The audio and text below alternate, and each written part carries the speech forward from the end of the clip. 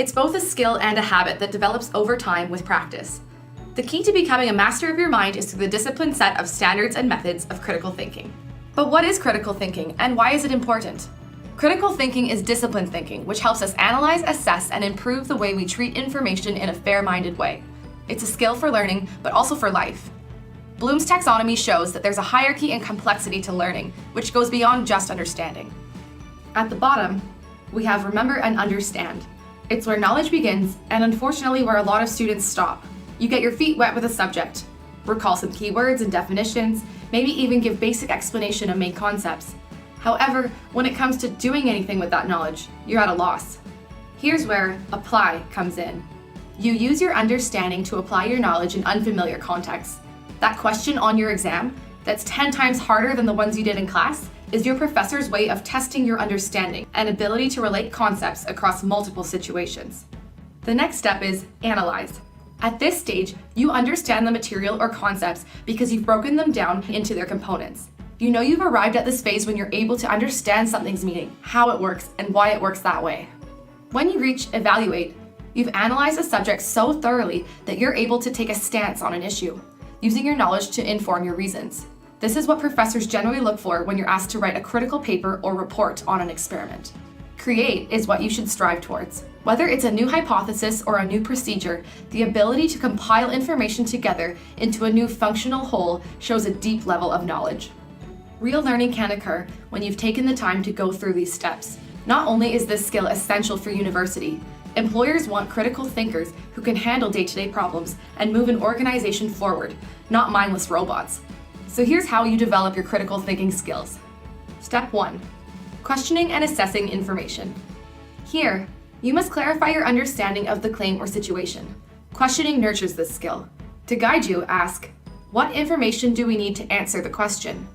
What conclusions seem justified in light of the facts? What is our point of view? Do we need to consider another?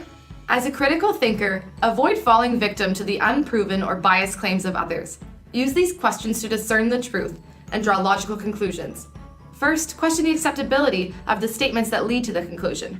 What are the sources of the information in the premises? Are they reliable and valid? Then, question if there are alternatives to the premises. Are there other views? What are the main reasons for and against them?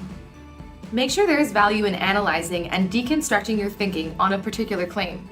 For example, it's not important to analyze a claim that pollution is bad for the environment, as this is a widely known fact. Some valuable claims to assess instead could be, what are the effects of certain pollutants on the environment? Who stands to lose if these pollutants were to be outlawed?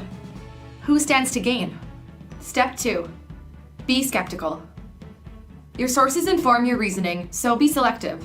Not all sources are objective, and the stance of a recommended textbook is not the only take on a topic.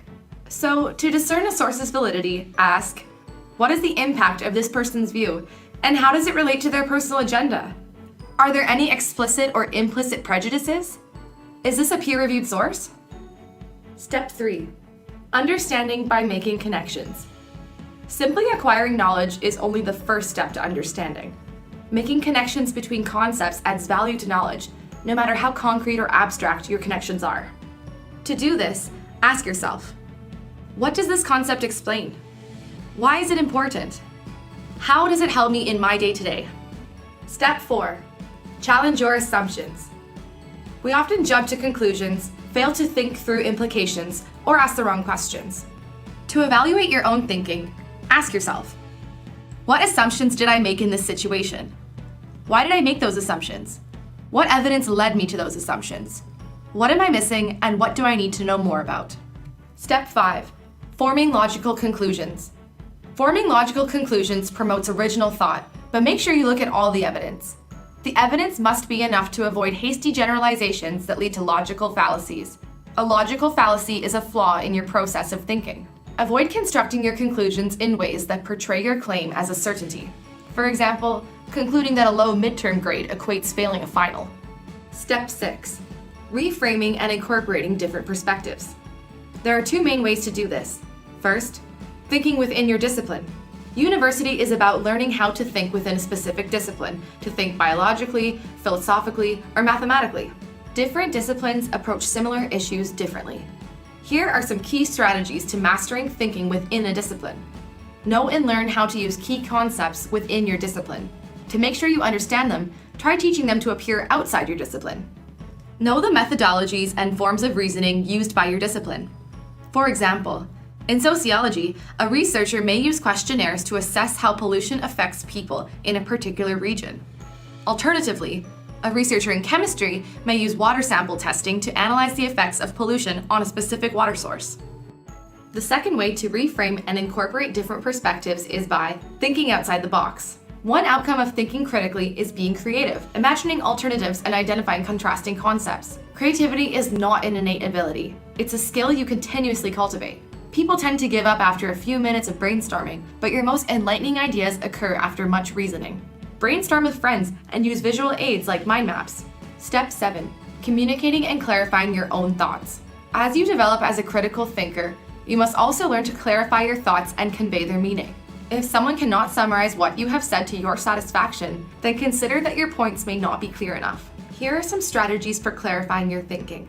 1. State one point at a time. 2. Make your reasons explicit. There should be a clear distinction between your reasons and your view. 3. Prove that your reasons are acceptable and sufficient. Do this by using relevant analogies to help people relate to and visualize your ideas. 4. Anticipate and embrace objections. People tend to disregard counter-arguments for fear of their view being weakened. However, this makes for lazy thinking. There's nothing wrong with having strong claims as long as they are logical. You can use strategies to respond to counter-arguments. Here's a few. Be clear about the sources of your reasons. If you are relying on observation, say so and do what you can to show that your observations were collected in optimal conditions. If you are relying on testimony, explain why the witness is competent and unbiased. If you are relying on measurements, say something about the accuracy and reliability of the measuring device.